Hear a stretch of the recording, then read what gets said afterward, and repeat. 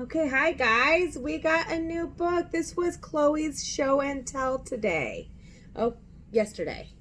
So we thought we'd keep it since we're learning about Anne Frank and read it to you guys. Are you ready?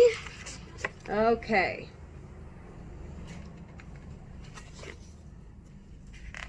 It's a chapter book. Anne and her diary. Look at those. There's Kitty. The diary. Anne and her diary.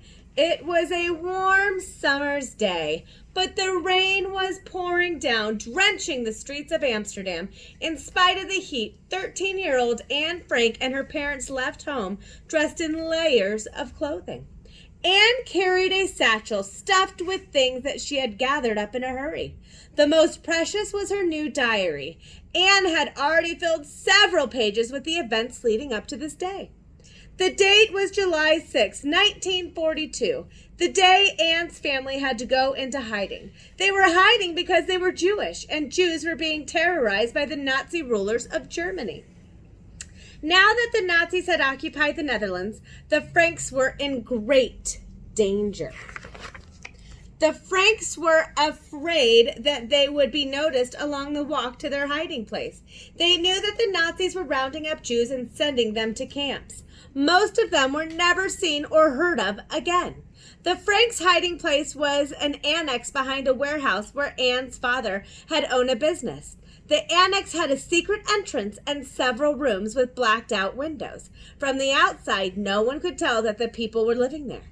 As Anne climbed the stairs to the annex, she was beginning a strange new life. There she is. There's the annex. For 2 years, she was not allowed to go outside and had to be quiet for most of the day. Anne described her life in her diary, but to know all about her story, we have to go right back to the beginning. So, in 2 years.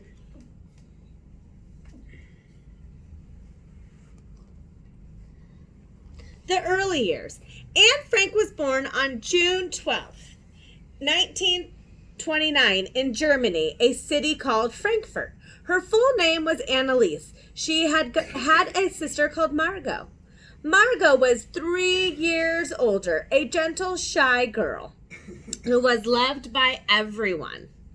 Anne was full of life and was always asking questions, but no one could resist her sense of fun, least of all her father, Otto. This is Otto, her dad.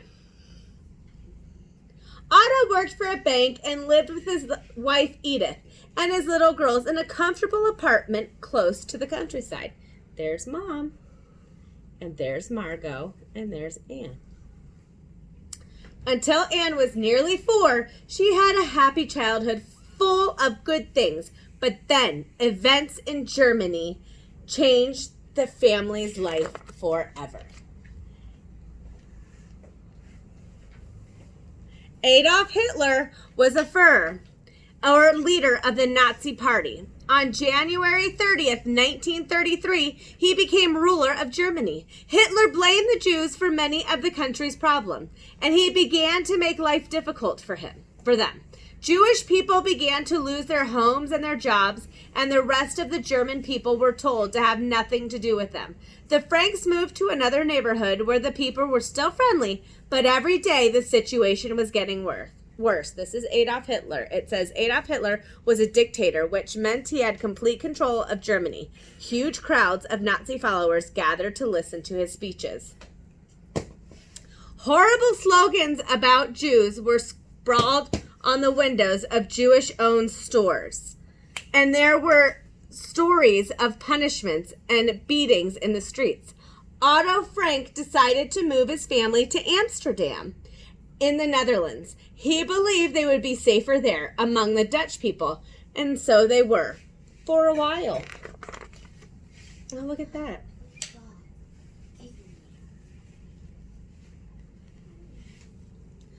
Anne, nearest to the scooter, playing with her friend San. They're bubbles. I don't know if you can see them.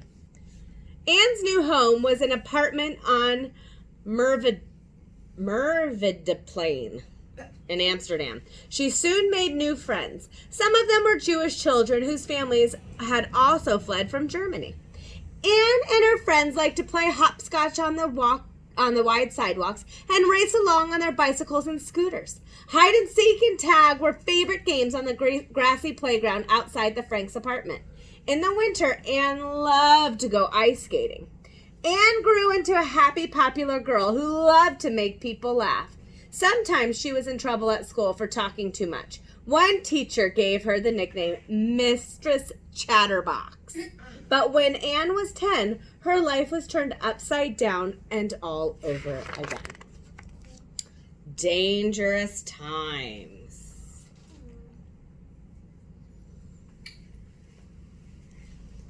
The Germans were still very close just across the border. In April 1940, they conquered Norway and Denmark. Then on May 10th, German troops began their invasion of Luxembourg, Belgium, and the Netherlands. It was a Friday, but all the shops were closed, and Anne did not go to school. Every few minutes, she heard the wail of sirens warning of air raids. The German invasion, World War II, began on September 3rd, 1939, when Germany invaded Poland. By 1940, Hitler had conquered much of Europe. After 4 days of fighting, the Netherlands surrendered. Now the Dutch people and the Jewish who had fled from Germany were under Nazi rule. Some Jews tried to sail to England, but German troops blocked the ports. Trucks loaded with Nazi soldiers arriving in the main streets of Amsterdam. At first, life under Nazi occupation carried on as normal. The shops reopened and everyone had enough to eat. Anne and Margot went back to school and their father went to work. Otto Frank moved his business to a building on a street called Prinsenhoek. Anne and her friends often played there, using the telephones and typewriters and daring each other to trickle water onto passerbys below. Anne loved the movies and collected pictures of famous film stars. She also loved to swim at the local pool. But as time went on, Nazis made more and more rules against the Jews. Anne found she was barred from most of her favorite activities and many places that she was free to visit. A new rule was introduced in January 1941. Jewish people were no longer allowed to go to the movies. They were also banned from going to the beach in the summer. Anne was very upset when swimming pools were closed to Jews. In September, Anne had to leave her school and go to a Jewish school instead. What is a word for that? Segregation. What is the word for that? Segregation. Jewish families were terrified of breaking the new laws. Everywhere, in libraries, theaters, museums, coffee houses, and the zoo, signs were put up that said, "Forbidden to Jews." Jewish people were forced to give up their bicycles and cars and were forbidden to use trams. Sometimes, Anne got a lift on a ferry from the ferryman. It's not all the fault of the Dutch that we Jews are having such a bad time, she wrote in her diary. Then all Jews were ordered to wear yellow badges, a 6-pointed Star of David, a Jewish symbol. There you go. Yellow stars. The yellow star had the word Jude, Dutch for Jew, picked out in black letters.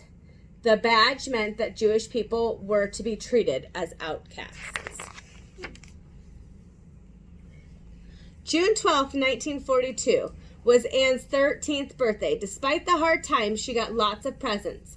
Otto gave her a red and light green check notebook with a metal lock. This was to be Anne's diary. The first thing she wrote was, "I hope you will be a great support and comfort to me." By this time, life under Nazi rule had almost become unbearable, but Anne found that keeping her diary helped. She treated it as her friend and even gave it a name, Kitty. At first, she wrote about ordinary things, the hot weather, her exam results, and the boys she liked. But the entry Anne made on Sunday, July 5th, 1942, was much more serious. Father's talking about going into hiding. Oh, no. All right.